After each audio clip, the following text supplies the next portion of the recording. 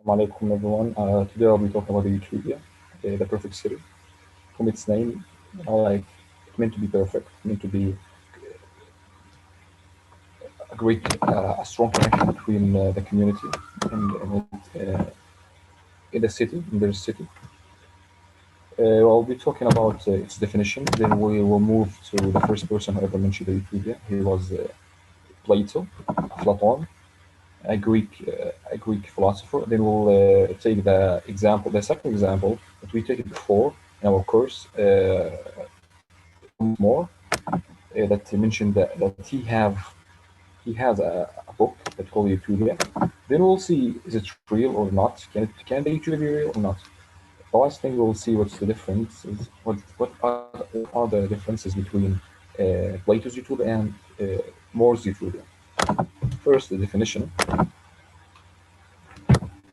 What is a utopia? A utopia is an imaginary community or society that has highly desirable or nearly perfect qualities for its citizens. So first, it's an imaginary place, an imaginary community. It's a fictional. It's not real. Second, it has highly desirable. Everything that you want or desire, it should be there in this city. It should be in this city. Third, not third. I mean, like these are the two important things. That it's imaginary. It's not real fictional. Second, has highly desirable or near perfect qualities for its citizens. The third thing that it cares about everything. Like everything that you desire should be there. Highly desirable or nearly perfect qualities for its citizens. So this is the definition. You can understand a lot of it. First, the most important thing that we should understand that it's an imaginary place. It's fictional. It's not real. Okay, that will be so very useful to remember it in the last thing that we will talk about. First person who mentioned Utopia or the Utopia with the E, not with you, is Plato. The first person mentioned the Utopia. He mentioned it in the Republic, in his book, The Republic. Plato's Utopia divided people into three parts: the guardians, the army, and the people, the common people, the normal people. But how he convinced people that you are from the guardians, you are from the army, and you are from the people. How he will convince people that everyone in his place. He lied. He did this lie. But how you will lie in the perfect city because it is a perfect city. You can't lie there because it's perfect. It's perfect. So he called it the white lie. So it's a lie, but it is necessary. It's a white lie. He said, like, we will convince people that we will lie to people. We will try to convince them that people are made from three things. The guardians are made from gold. Okay, the army are made from silver, and the normal people are made from copper or iron. So every person are born. So every layer, when it borns a kid, this kid will be from its level. Like if a guardian born a boy or a girl, it will be from from its level. Like he was gold, his kid will be gold. There were some other things, but we won't mention it here because it should be short. Also, prevented music in theater. Prevented music because music will give you emotions, feelings, and we all know that he wanted to be a perfect city. He prevented the music because the music will make love stories and people. And, we all know love stories. What the end of. Also prevented the theater because the theater learn people, teach people how to lie. Like he lied before, but his lie, as he said, his lie was a mystery lie. And the theater teaches people to lie because even an actor, when we say an actor, he acts. هو يمثل. He's not showing the real. He's pretending to do something. He acts. So he lies. Yeah. It was socialism and had equality. It was socialism like everyone are the same. There are layers. levels like Guardian's army, but it was socialism and equality. Like you can't own something because it's socialism. You can't own a land or everything is for the people.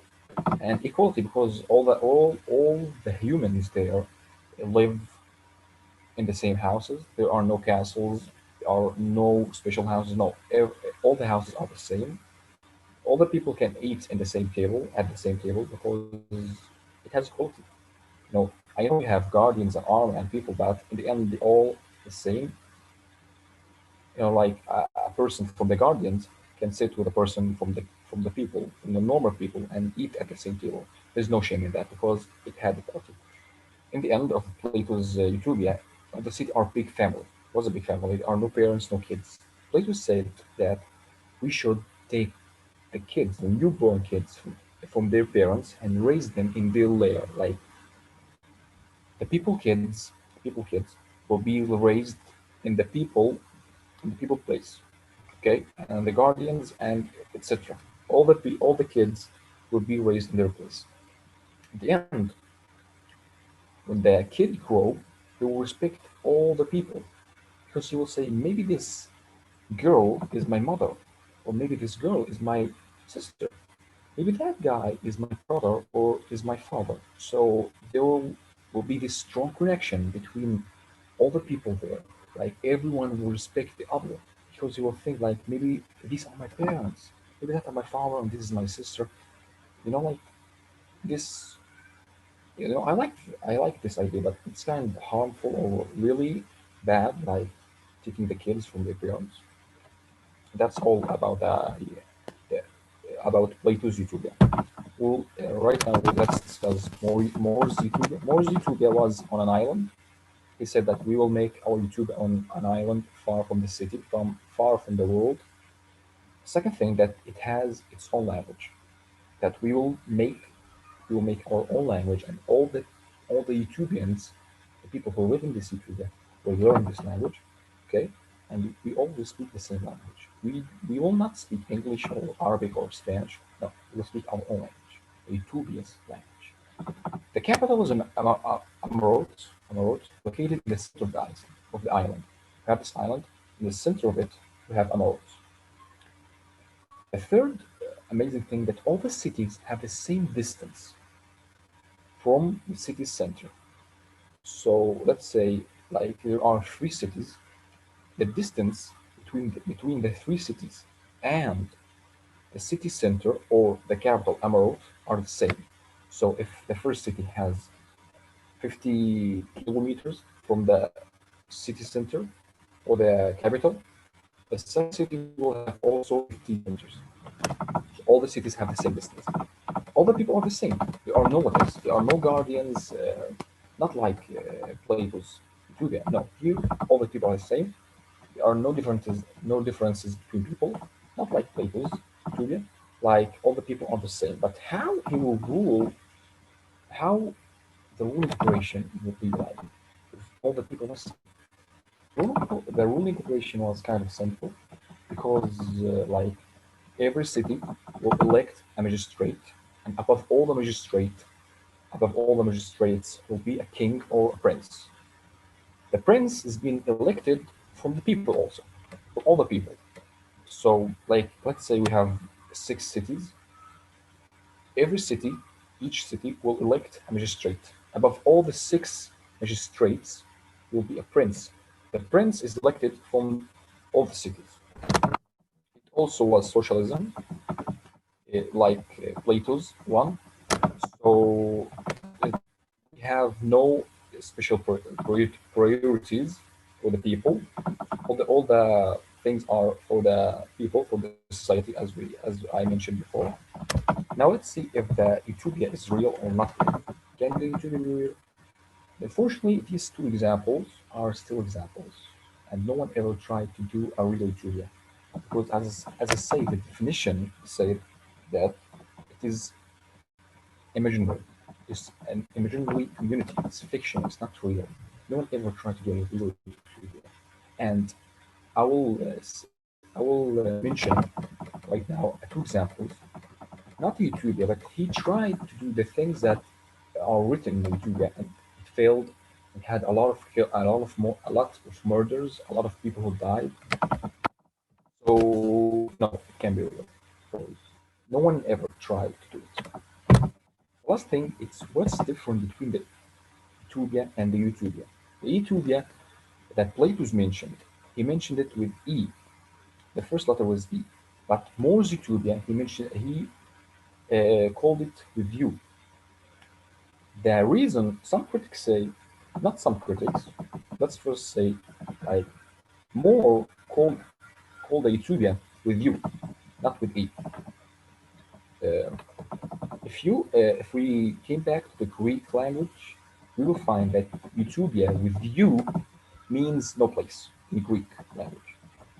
So some critics say like maybe he wanted to mock the Utopia, to make fun from it. Like you can't do it too because it's no place. Some critics said like no, he forgot about it. He didn't realize that maybe. But I think no, he wanted to mock the Utopia because as a thing, do you think it is possible to make Utopia? I think no, it's not possible because the humankind are greedy persons, greedy people. They always want more. They don't get satisfied with what they got. So I think it's not possible, and I think that's why Moore called it Utopia with you, because with you means no place. It literally means no place.